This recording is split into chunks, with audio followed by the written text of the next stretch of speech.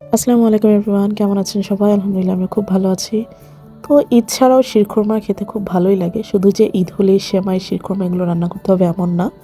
ঈদ ছাড়াও করা যায়। তো ঈদ গিয়েছে, বেশ কয়েকদিন হয়েও গিয়েছে।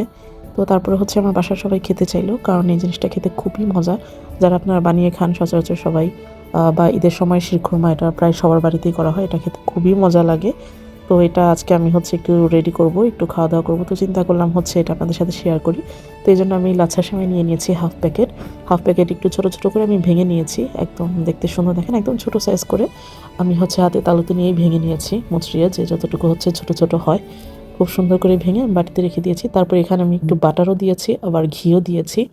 ঘি আর বাটার একসাথে দিয়ে এর মধ্যে হচ্ছে আমি কাজু বাদাম, তারপরে হচ্ছে কাঠবাদাম, এগুলো দিয়ে ভেজে নিলাম। তারপরে হচ্ছে আবার পেস্তা বাদামও দিয়ে দিলাম, বা পিস্তাশিও যেটা আপনারা বলেন। 3 রকমের বাদাম দিয়ে ভাজার পরে আমি এখানে কিশমিশও দিয়ে দিলাম। কিশমিশটাও হচ্ছে ভেজে নিব। আসলে এগুলো ভেজে দিলে এত সুন্দর স্মেল আসে আর খেতে এতটা মজা হয় যা হচ্ছে আনবিলিভেবল।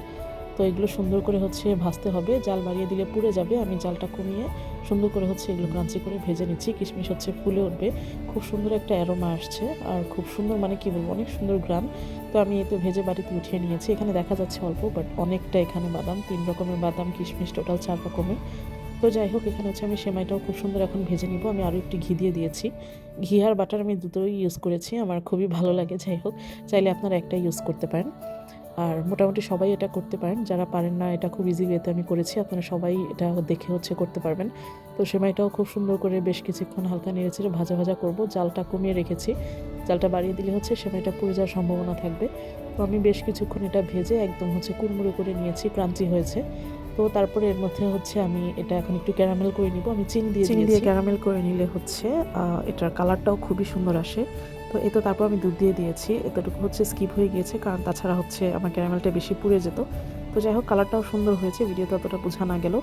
আমি বেশ কিছুটা হচ্ছে গুঁড়ো দুধ দিয়ে দিয়েছি। এখানে প্রথমে অল্প একটু দেখাচ্ছে, আমি এই বাটির 2 বাটি না হলেও গুঁড়ো দুধ দিয়েছি। তারপরে হাফ টিন কনডেন্স মিল্ক দিয়েছি। এটা আসলে খুবই রিচ একটা খাবার, মানে আমার কাছে মনে হয় রিচ ফ্লেভারের, কারণ হচ্ছে অনেকটা এখানে হচ্ছে ড্যানিশ দুধ, দেন হচ্ছে গুঁড়ো দুধ, লিকুইড দুধ সব কিছু লাগে, একবারে ক্রিমি ক্রিমি হতে হয়।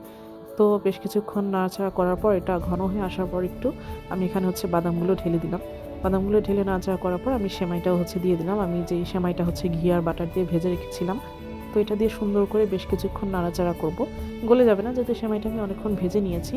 তো আপনারা হচ্ছে জালটা কমিয়ে, খুব বেশি হাই ফ্লেমে দিবেন না, মিডিয়াম ফ্লেম বা তার চেয়ে একটু কমে এটা বেশ কিছুক্ষণ নেড়ে চেড়ে নেবেন। দেখবেন এর কনসিস্টেন্সিটা হচ্ছে ঘন হয়ে আসছে এভাবে। তো খুব বেশি ঘন করবেন না, কারণ এটা ঠান্ডা হওয়ার পর তাহলে হচ্ছে একদম কেকের মতো হয়ে যাবে, শক্ত হয়ে যাবে। তো আমি এটা এভাবে হালকা করে নেড়ে এভাবে বেশ কিছুক্ষণ নাড়াচাড়া করে বাটিতে ঢেলে নিয়েছি। তো দেখেন, যেমন দেখতে সুন্দর তেমন লোভনীয় লাগছে, একদম ক্রিমি ক্রিমি মনে হচ্ছে, মানে কি বলবো, সবচেয়ে ক্রিমি খাবার, এতটা মজা। তো এখন সবাইকে পরিবেশন করবো, আপনারাও বাসায় বানিয়ে খাবেন। তো আজকের মতো এ পর্যন্তই, সবাই ভালো থাকবেন।